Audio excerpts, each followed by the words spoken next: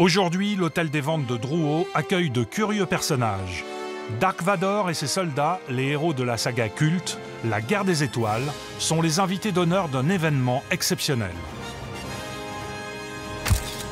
Pour la première fois en France, des jouets sont mis aux enchères et tout le public retombe en enfance. Tu n'es pas de notre galaxie, mais du fond de la nuit. Mais ces jouets-là sont réservés uniquement aux grands enfants. Affiches, figurines, petites voitures, vaisseaux spatiaux, que des jeux des années 70 et 80, la plupart dans leur emballage d'origine. Et ici, comme Jean-Philippe, chacun a son préféré. Mon jouet préféré, je pense que c'est resté la soucoupe de Goldorak, la petite, avec le robot Goldorak métallique qui avait les astérohaches, les points qu'on pouvait envoyer à partir. Ça, c'était, je pense que ça a été mon premier jouet, mon jouet préféré. Et ce qui attire le plus dans cet immense coffre à jouets, ce sont les centaines de produits dérivés tirés de Star Wars. À 47 ans, Chris est un des grands collectionneurs de la saga réalisée par George Lucas. Et il a repéré les trésors de cette vente.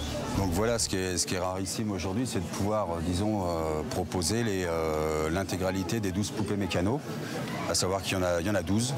Moi, personnellement, en tant que collectionneur, j'ai réussi à en avoir que 8 durant les années où je les ai collectionnés. Et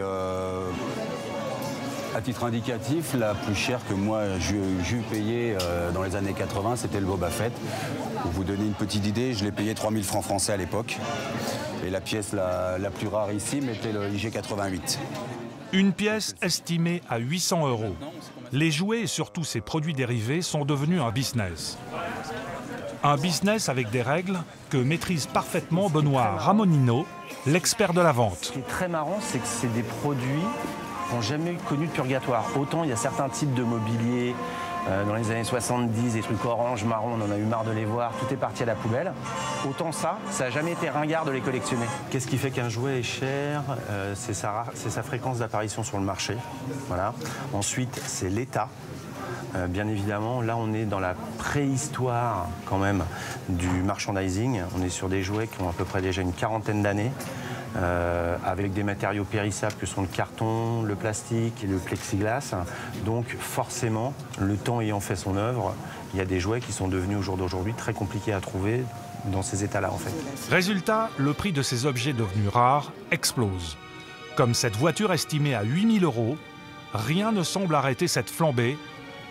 Ce radeau de Goldorak, célèbre dessin animé japonais, est lui estimé à plus de 10 000 €. C'est vraiment pour faire de l'art déco, pour décorer un appartement, mais à ce prix-là, pour un bout de plastique, je pense que c'est un peu exagéré. Enfin, c'est mon point de vue.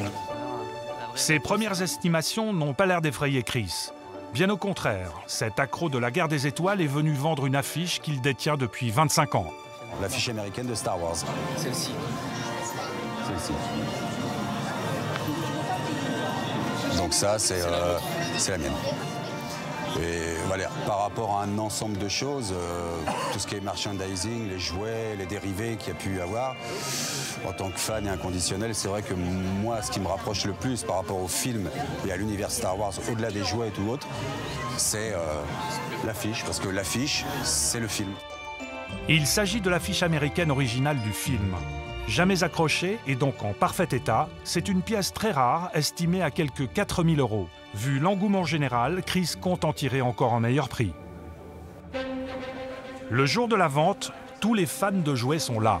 Aux premières loges, Chris est plein d'espoir. Et dès le démarrage, il voit s'envoler les enchères. 50, 180 par mois. 350. Une première affiche part à 4000 €.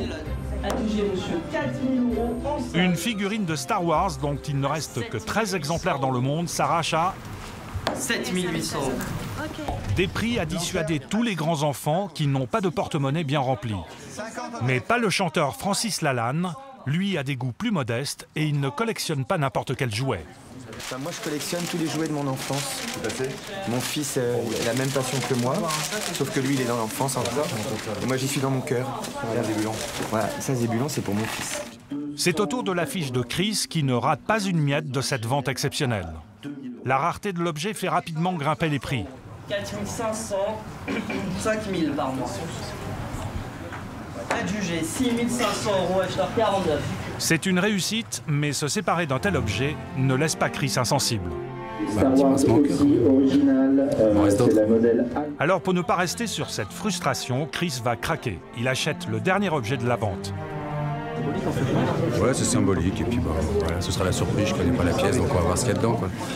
En tout cas, certains collectionneurs ce jour-là savaient exactement ce qu'ils voulaient. Le radeau en plastique de Goldorak est finalement vendu à plus de 14 000 €.